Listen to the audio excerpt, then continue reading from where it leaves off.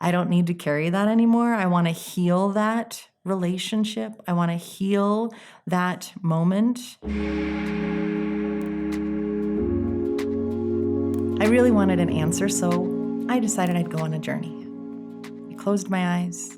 I took a nice, deep breath and allowed the world to fall away. And I allowed my messenger to appear before my mind's eye. When I opened my eyes, I was staring at this big brown bear. He looked at me and he seemed to ask what I wanted, and my snarky side wanted to jump out, and I said, well, you have something to teach me, so where do you want to go? You want to lead away? He seemed to grin and he began walking, so I started to follow. The next thing I knew, we jumped to the shore of this beautiful mountain lake. This is where my lesson began. We paused. I want you to picture this. You've emerged from this little path. You're standing on a rocky shore by this glassy mountain lake. And behind you is this bank of trees that borders the rocky shoreline. And they're strong. They have the water and the sun. They're just beautiful. And when you look across the water, you can see the mountains just jut up, huge and majestic, beautiful, with the pine trees and the rocks and I noticed off to one side, there was a river that fed into the lake. And I noticed on the other side was the exit. There was another river that kept going down. Besides what I've just described, what do you see? What else is there? This is what the bear asked me. What do you see?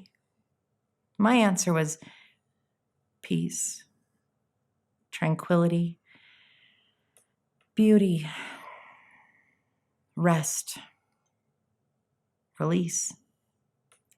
And yet I knew that this journey was about so much more than the image that I was taking in. It was bigger and pretty cool. When I called out the inlet and the outlet of the lake, when I pointed out the fact that this water is flowing, do you know what exists simply because that's there? Life. Without the added flow of water, without the give and the take, the ebb and the flow, life cannot happen. The lake would end up stagnant, and the life inside that lake would wither and die. That flow brings new nutrients and oxygen. It keeps things moving so that growth can happen. Without it, where would we be? Where would that lake go? What would happen? The answer is that that lake would have become a stagnant, stinky pool of decay, of mud and muck, and all of the vibrancy would be gone. It would catch more water when it rains and when it snows, but without that inflow and outflow, we're just stuck. The lesson in that is that I need to let go. I need to take lessons in. I need to receive what's coming to me. I need to receive the experiences, the challenges, the joy, everything that comes in life. And then I need to let the stuff that doesn't serve me go. I need to find a way to release it and let it go down river. If I'm hurt with something, how do I make peace with that so that it can move on in my life and not be stuck in this lake? This lesson, this lake, flows into a bigger, deeper concept because I'm going to take stuff in and it's going to settle. Think about the bottom of a lake. You're going to find soot and dirt, mud. You're going to find microorganisms.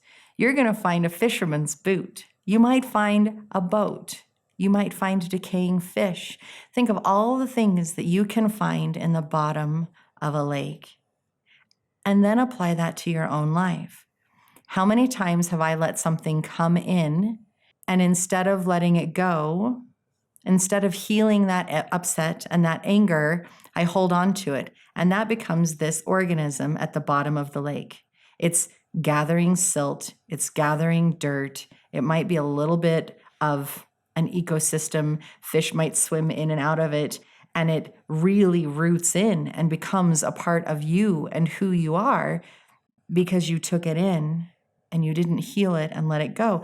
What would happen if I decided to take that boot, take that hurt, take that upset, uproot it from the bottom of my lake? It's going to add some dirt to the water. It's going to be a little uncomfortable. It might be a little heavy because of all the water and the dirt that's in it. And yet, as we heal it and dump the boot out, it's a lot easier to release it and say, I don't want to carry that anymore.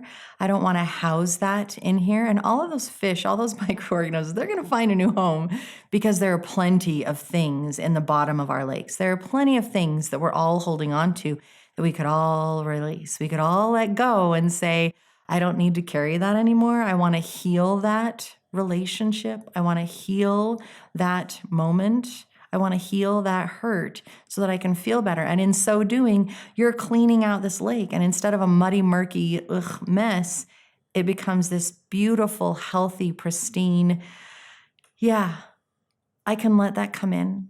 I can acknowledge it. It can sit on my surface for a little while.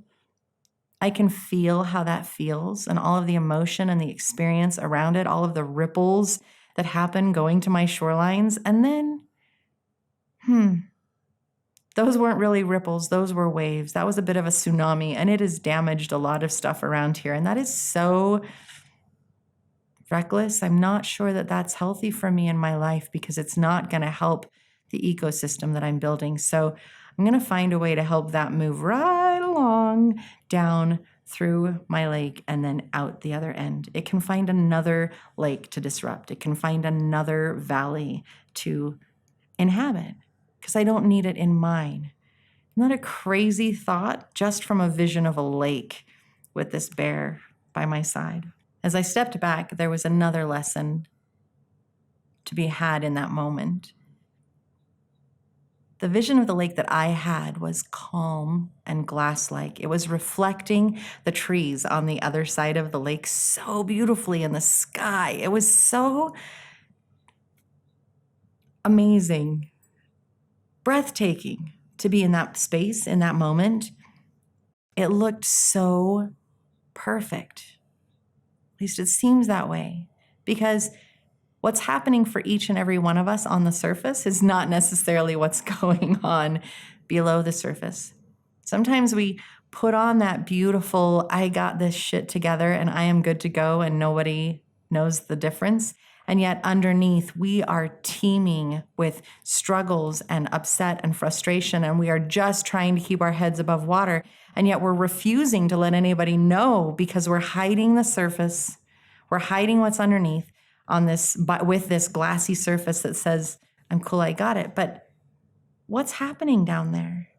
Is life slowly dying because there's so much turmoil underneath that surface and you are really struggling to get the help and the support that you need to be able to move on? And is that all because you're forcing that soft, glassy surface and you're sacrificing yourself and your well-being, when in actuality you could invite something in to help calm the storm beneath so that you can move on to the next experience in life?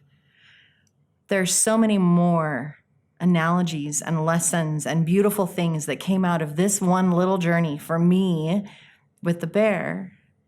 And as I was coming back and letting go of that vision and yet bringing home these messages for myself, I was told I needed to share them with you.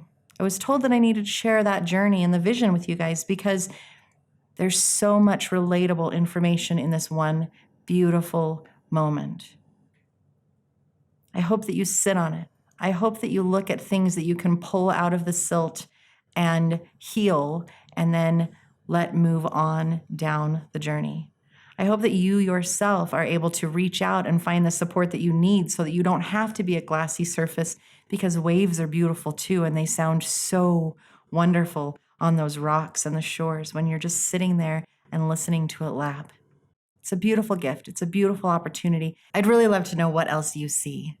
What else do you glean from this experience? What else do you learn or can you take from my journey and sitting by a giant mountain lake with a big old bear?